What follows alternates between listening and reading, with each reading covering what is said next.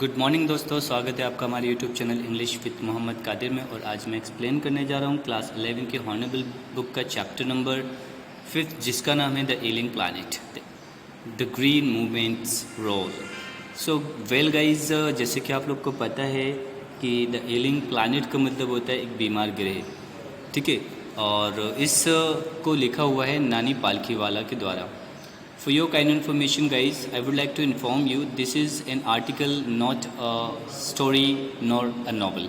ठीक है, ये एक आर्टिकल है, ना कि ये कोई नॉवल है, ना ही कोई आपकी स्टोरी है, ठीक है। तो आपको इस आर्टिकल में आज समरी एक्सप्लेन करूँगा मैं, और समरी आपको बहुत ज़्यादा अच्छी लगेगी। कुछ चीज़ों पे मैं पॉइंट करूँगा, प्लीज़ आप उस चीज़ को ज़रूर नोट करिएगा। सबसे पहले हम लोग बात करते हैं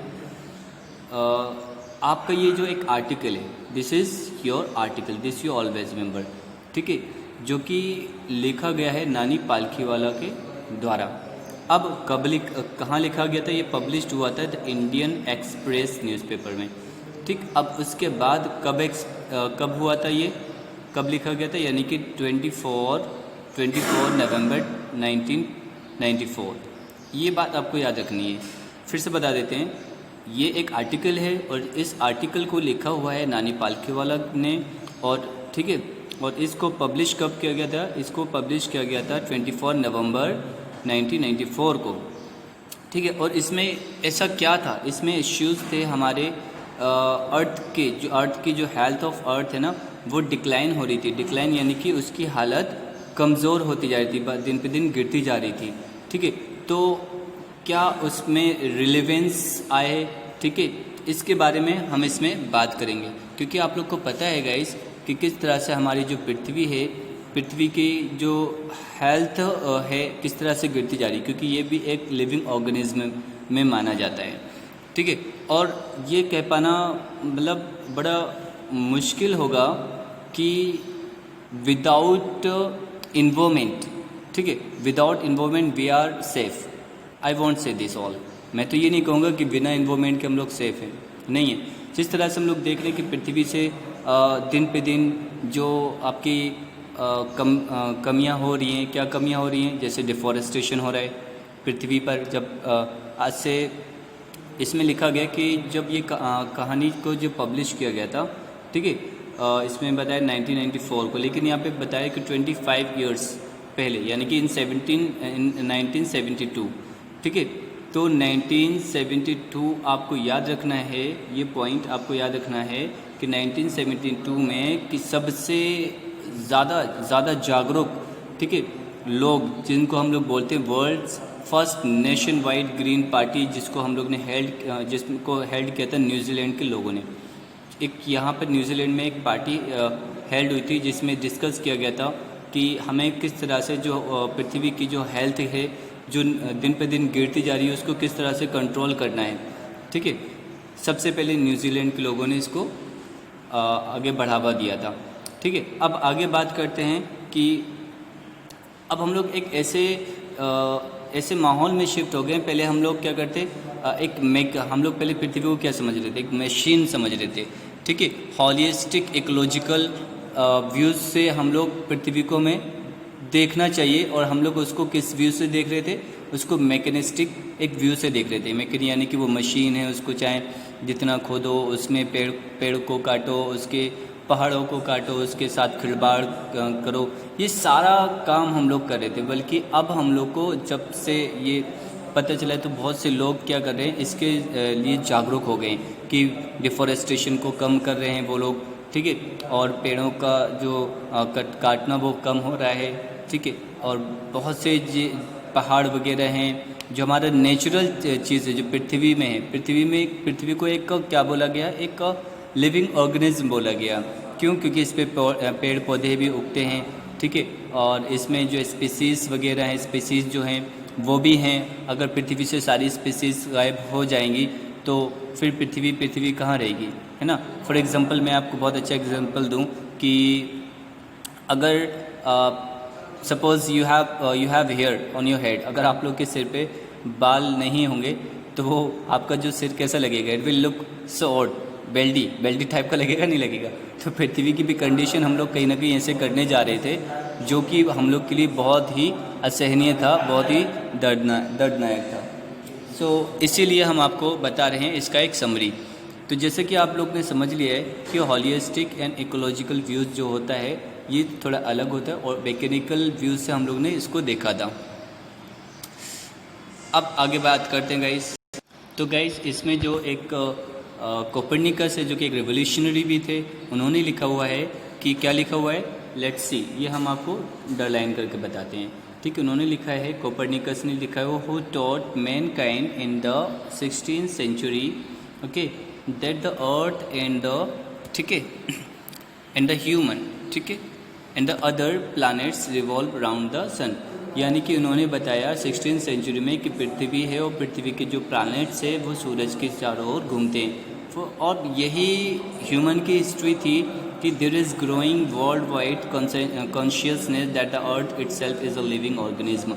तो इसी वजह से वहाँ पर लोगों को पता चला कि भाई अर्थ का एक लिविंग ऑर्गेनिज्म भी है, an enormous being of which we are parts, it has its own metabolic needs and vital process which need to be respected and preserved। अब यहाँ बताया जा रहा है, नानीपाल की वाला जी लिख रहे हैं इसमें कि किस तरह से, कि जिस तरह से हम लोगों के लिए मेटाबॉलिक ज़रूरी है, हम लोग का एक मेटाबॉलिक होता है, ठीक है, इसी तरह से एक पृथ्वी का मेटाबॉलिक होता है जो उसको ग्रो करने में, उसकी प्रोसेस को आगे बढ़ाने में काम करता है। ठीक है, ये बात आप लोग को याद रखना है, जो हम लोग को which need to be respected, और जिसकी हमें इज्जत करनी चाहिए। किसकी इज्जत करनी चाहिए? अपनी धरती माँ की, क्योंकि जहाँ हम लोग क्या करते हैं उसमें हम लोग को तरह तरह के पेड़ पौधे उगाते हैं, ठीक है, उनसे हमें कई जड़ी बूटियाँ मिलती हैं, उनसे हमें कई तरह की प्रॉब्लम्स जो होती, बीमारियाँ होती हैं, उनसे हमें छुटकारा पा सकते हैं उन जड़ी बूटियों का यूज़ करके। तो यहाँ बहुत अच्छे से अपनी पृथ्वी के बारे में बताया गया हुआ है, ठीक है। और हम लोग की जो पृथ्वी है उसकी जो अर्थ है क्यों डिक्लाइन हो रही है, यहाँ पर इसको अब यहाँ पर बताया गया है, the earth's vital signs reveals a patient in declining health. यहाँ पृथ्वी को एक क्या बोला गया, पृथ्वी की कंडीशन एक पेशेंट, एक बीमार, एक पेशेंट की तरह है। किसकी तरह है? हाँ, पेशेंट, बीमार की तरह, कोई जैसे कोई बीमार बंदा हो, ठीक है, जिसमें we have begun to realise our ethical obligation to be good stewards, ठीक है, of the planet and responsible trustees of the legacy to future generation। तो अब यहाँ पर जो कुछ कंडीशंस ऐसी होती हैं, अगर पृथ्वी हमारी जो बीमार पड़ गई तो हम आने वाली जनरेशन को हम क्या देंगे, जो आने वाली आगे की जो फ्यूचर की जनरेशन है उनके लिए कुछ छोड़ के तो जाना पड़ेगा। नानी पालकी वाला जी ये लिख रहे हैं कि अगर हम पृथ्वी के साथ अगर आज हम अच्छा व्यवहार नहीं कर रहे हैं तो आने वाली जो हमारी जनरेशन है, जो हमारी पीढ़ी है, उनके लिए हमें क्या छोड़ना पड़ेगा। अगर उनके लिए हमने ऐसी बीमार पृथ्वी को छोड़ा तो उनका फ्यूचर बचेगा? नहीं बचेगा। इसलिए यहाँ बताया जा रहा है कि पृथ्वी को हमें बीमार नहीं करना है, पृथ्वी को हमें क्या करना है, पृथ्वी को हमें बहुत ही रिस्पेक्टेड वे में उसके साथ, जिस तरह से व्यवहार हम अपने साथ करना चाहते हैं उसी तरह से व्यवहार हम इसके साथ करें। आप लोगों को इसलिए बोला जाता है कि आप लोग को पेड़ लगाना है, पौधे लगाना है। हर एक, जैसे हम लोग का बर्थडे कभी होता है तो हम लोग अपने बर्थडे पर पेड़ पौधे लगा सकते हैं, ठीक है, लेकिन ये इतना नहीं करते, बट हम लोग को करना चाहिए। तो ये एक पृथ्वी के लिए और एक नेचर के लिए एक हमारा गिफ्ट भी हो जाएगा, बट अगर हम लोग करें, ठीक है। तो अब आप लोग सोच लीजिए, पृथ्वी को आपको ऐसा पृथ्वी बनाना है जो बीमार गिरे हो, या आपको अपने आने वाली जनरेशन को, जो आने वाली पीढ़ी है, उसको अच्छी पृथ्वी देना है। अब यहाँ एक बात और है कि the concept of sustainable development was popularised in 1987 by the world commission, ठीक है, यानी कि एक पॉइंट था, बहुत ज़्यादा पॉपुलराइज्ड हो गया था 1986 में, किसके द्वारा? वर्ल्ड कमीशन ऑन एनवायरनमेंट, ठीक है, एंड डेवलपमेंट, इनके द्वारा।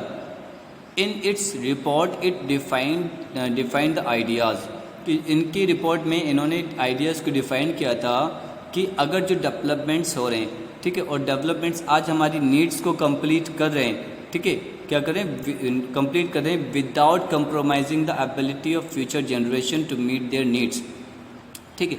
अगर आज हम पृथ्वी में जो भी चीज़ें हैं, जितनी भी उसकी एबिलिटी है, उस एबिलिटी को आज हम गेन कर लेते हैं तो हमारी जो आने वाली जनरेशन है उसके लिए हम क्या छोड़ेंगे, उसको क्या ज़रूरत पड़ेगी। तो इसलिए दिया without stripping the nature world of resources future generation would need. ठीक है, तो अगर हम पृथ्वी को सही नहीं करते, पृथ्वी की जो नीड्स हैं उनको कंप्लीट नहीं करते, तो हम अपने जनरेशन को एक ऐसी पृथ्वी देने वाले हैं जिसकी हम लोग उम्मीद नहीं कर सकते। क्योंकि आप लोग देख रहे हो पॉल्यूशन है, पॉल्यूशन है, और सबसे बड़ी प्रॉब्लम है यहाँ है पॉपुलेशन, कि पृथ्वी में पॉपुलेशन बहुत ज़्यादा इंक्रीज़ होती है। ठीक है, अब यहाँ आपको एक बता दें, यहाँ पर बहुत अच्छी बात लिखी हुई है कि एक ज़ू है ल्यूसाका में। ठीक है, जो ल्यूसाका है ज़ैम्बिया, ठीक है, ज़ैम्बिया में है, और वहाँ एक पिंजड़ा है, एक केज है, उस केज में एक नोटिस लिखा। वो नोटिस क्या है, वो गाइज नोटिस आप लोग बहुत ध्यान से देखिएगा, मैं अंडरलाइन कर देता हूँ इस नोटिस को। वो नोटिस है the world's most dangerous animals inside the cage there is no animals but a mirror. ठीक है, तो याद रखना कि उस केज में एक नोटिस लिखा हुआ था। ठीक है, और उस नोटिस में लिखा क्या था कि दुनिया का सबसे खतरनाक जानवर, और ठीक है, उस केज के अंदर एक क्या था, एक कोई भी एनिमल नहीं था, लेकिन एक वहाँ पर एक शीशा था जहाँ पर आप अपने आप को देख सकते हैं। ठीक है, thanks to effort of a number of agencies in different countries a new awareness has now down upon the most dangerous animal in the world. ठीक है, तो यहाँ बताया गया है कि किस तरह से इंसान को उसका चेहरा दिखाया गया है, क्योंकि सबसे बड़ा और सबसे भयंकर और सबसे खतरनाक जानवर इंसान ही है। ठीक है, क्योंकि उसने पृथ्वी के साथ वो खिलवाड़ किया है। ठीक है, वो हम लोग ने अपनी ज़रूरतों के लिए, ठीक है, हम इंसानों ने अपनी ज़रूरतों के लिए पेड़ को काटा, पहाड़ों को काटा, नदियों का यहाँ से वहाँ किया। ठीक है, और कई मशीन के द्वारा पृथ्वी में हम लोग ने उसके साथ छेड़छाड़ की।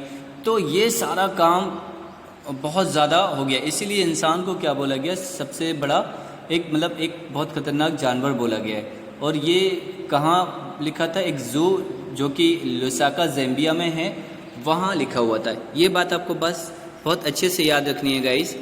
ठीक है, अगर एक चीज़ यहाँ पर और बता देते हैं हम आपको, तो कुछ साइंटिस्ट यहाँ पर हैं, साइंटिस्ट बता रहे हैं कि हमारी जो पृथ्वी पर है मैनकाइंड, हमारी जो पृथ्वी है वो उसमें जो 1.4 मिलियन स्पीसीज़ हैं जो मैनकाइंड के साथ शेयर करती हैं। मैनकाइंड के साथ शेयर करने का मतलब यानी कि मैनकाइंड जो हम लोग रहते हैं, जैसे हम लोग देखते हैं कि अभी हम लोग के पास जितने एनिमल्स हैं उन लोग को खाना मिलना। ठीक है, या हम लोग कुछ पेट एनिमल्स देख लेते हैं, कुछ वाइल्ड एनिमल्स देख लेते हैं, कुछ अदर रेप्टाइल्स होते हैं, कुछ बर्ड्स होती हैं। तो ये सारे इन सब की जो कैटेगरीज है, इनके जो स्पीसीज़ हैं, इनके और भी अलग अलग तरह की चिड़िया या बर्ड्स का दुनिया में होना, ये मैनकाइंड को शेयर करते हैं। यानी कि मैनकाइंड जब अगर ये नहीं होंगे तो मैनकाइंड भी अधूरा हो जाएगा। अब यहाँ बता रहे हैं कि बहुत ज़्यादा ये एस्टिमेट्स है कि हम लोग क्या कर रहे हैं, अनकैटलॉज्ड लिविंग स्पीसीज़ हैं जिनको अभी तक एक लिस्ट में रखा ही नहीं गया। और biologist recon that about 3 to 100 millions other living species still language. यानी कि बायोलॉजिकल जो भी साइंटिस्ट हैं वो बता रहे हैं कि अभी भी 3 to 100 मिलियंस, यानी कि इतने मिलियंस स्पीसीज़ को अभी भी कैटलॉग में नहीं जोड़ा गया, अभी तक लिस्ट में जोड़ा नहीं गया है। तो बताइए कितनी बड़ी कंडीशन है यहाँ पर। ठीक है, और वो एक गुमनाम के अंधेरे में जी रही वो स्पीसीज़, शायद हम लोग को पता नहीं। आप लोग ने देखा होगा समुद्र में ऐसी स्पीसीज़ है जो हम लोग को हर रोज़, अगर हम लोग आपने देखो साइंटिस्ट लोग कभी ना कभी कुछ ना कुछ नई एक स्पीसीज़ को लेकर आ जाते हैं कि भाई ये दुनिया में पहली बार देखी गई है, ये दुनिया में पहली बार देखी गई है, ये पक्षी दुनिया में पहली बार देखा गया। और जहाँ हम लोग रहते हैं, पृथ्वी पर जहाँ हम लोग रहते हैं, वहाँ पर उस पृथ्वी के नीचे बहुत से ऐसी स्पीसीज़ हैं जो शायद ही आज तक हम लोगों ने देखी होंगी। चलिए आगे हम लोग बात करते हैं। अब यहाँ एक बात आप लोग और देख लीजिए कि मिस्टर एल.के. झा, जो कि आपको याद रखना है, जो यहाँ पर मिस्टर एल.के. झा जो है ना, ये कौन है, एक आपके ब्रांड्स कमीशन के ठीक है, एडवाइज़र रहे हैं, जो कि एक मेंबर भी थे वहाँ पर। तो इन्होंने क्या लिखा है, इन्होंने लिखा है कि इन्होंने बीच में जो एक मीटिंग चल रही थी वहाँ पर एक रिपोर्ट थी, वहाँ पर उन्होंने अपनी एक रिपोर्ट में बात कही। तो क्या कौन सी बात कही आप ध्यान रखना। उन्होंने क्वेश्चन एक पुटअप किया था उस मीटिंग में कि are we to leave our successors are scorched planet of advancing deserts. तो वो बोल रहे थे क्या हम लोग एक ऐसी पृथ्वी आने वाले अपने जनरेशन को देने वाले हैं जो बिल्कुल एक डिज़र्ट की तरह हो, रेगिस्तान की तरह हो, इम्पॉवरिश्ड, ठीक है, लैंडस्केप। इम्पॉवरिश्ड लैंडस्केप्स का मतलब वो होता है कि जहाँ पर बिल्कुल भी कुछ उगता ही नहीं है, ठीक है, एंड इलिंग इन्वायरमेंट, और ऐसा इन्वायरमेंट यानी कि जो बीमार करने वाला इन्वायरमेंट है, बेकार। क्या हम इस तरह का इन्वायरमेंट मतलब आने वाले लोगों को देना चाहते हैं? अब यहाँ एक mister Lester R Brown in his thoughtful book, इन्होंने अपनी एक बुक में लिखा हुआ है the global economic prospect points out that the earth principal biological system are for.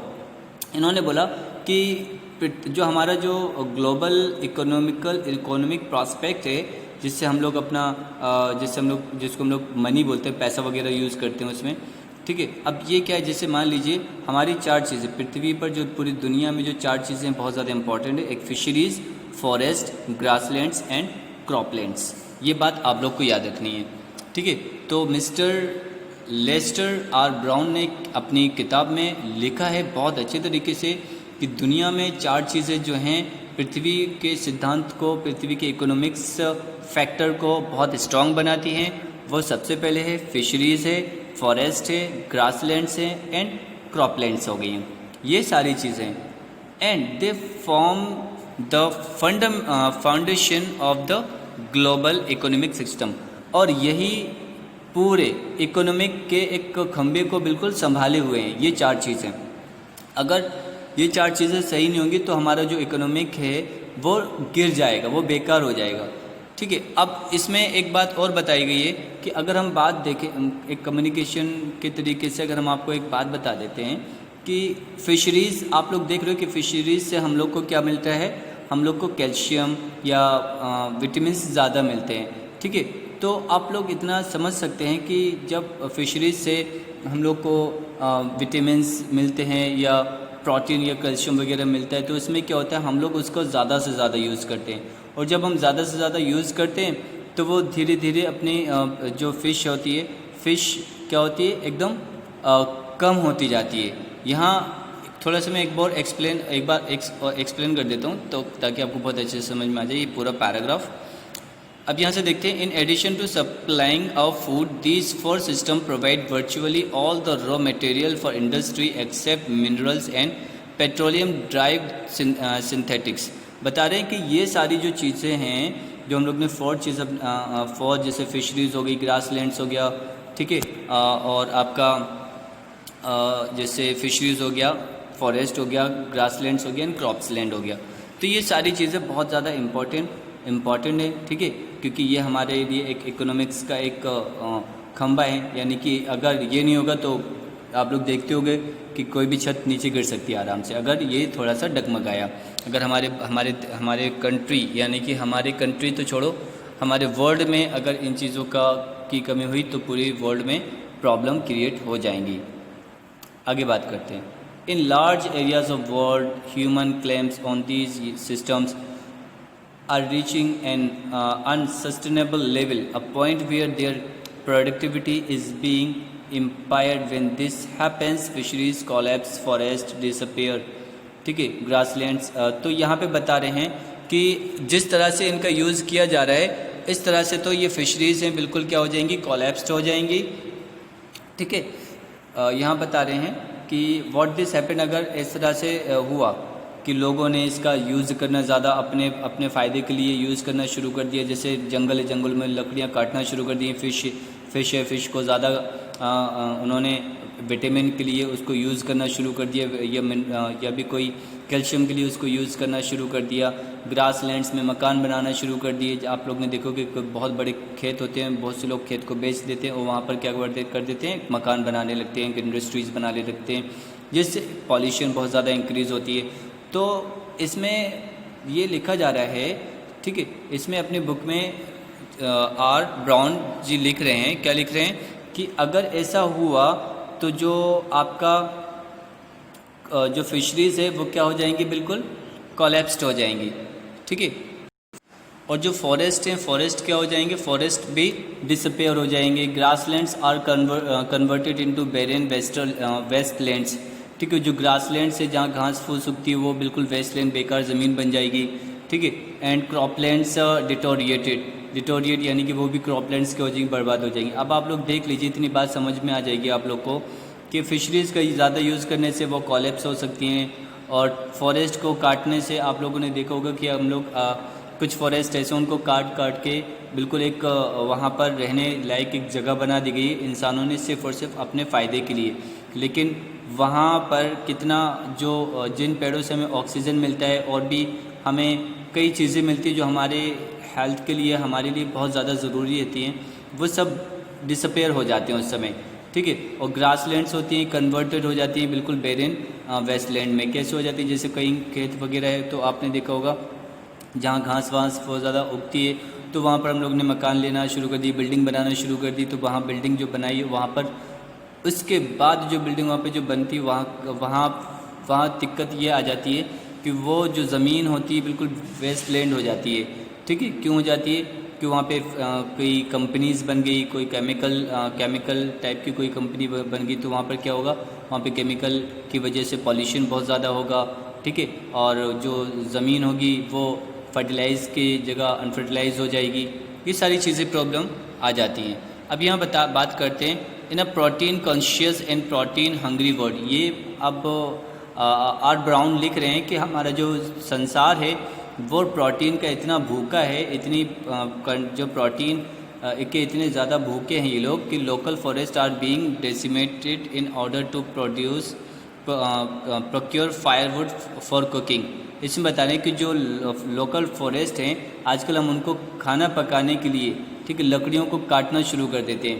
कभी कभी ऐसी जगहें होती हैं कि firewood has become so expensive that what goes under the pot now cost more than what goes inside it, ठीक है। Since the tropical forest is in the words of doctor mayor. वो क्या लिखते हैं इसमें, इन्होंने बता दिया है कि आर ब्राउन बताते हैं कि हम लोग इतनी फायर यानी कि इतनी लकड़ियाँ काटते हैं, इतनी लकड़ियाँ काटने खाना पकाने के लिए यूज़ करते हैं कि आजकल लकड़ी भी बहुत ज़्यादा महंगी हो गई। हालांकि जो खाना पक रहा वो इतना ज़्यादा महंगा नहीं, लेकिन लकड़ी भी बहुत ज़्यादा महंगी हो गई। तो वो इससे ये बताना चाहते हैं कि जब फायरवुड शुरू में आप लोग जैसे जब शुरू में फायरवुड का काटना शुरू हुआ था, ठीक है, बिगिनिंग, तब इतना ज़्यादा किसी ने इसके ऊपर ध्यान नहीं दिया था कि लकड़ियाँ क्यों काटी जा रही हैं, फॉरेस्ट क्यों काटे जा रहे हैं। लेकिन धीरे धीरे उस चीज़ की कमी हो गई तो उसकी कीमत भी बढ़ गई। तो इसलिए आर ब्राउन बता रहे हैं कि कीमत बढ़ी, इसका मतलब ये हो गया इनका विलुप्त यानी कि डिसअपेयर होना जायज़ है।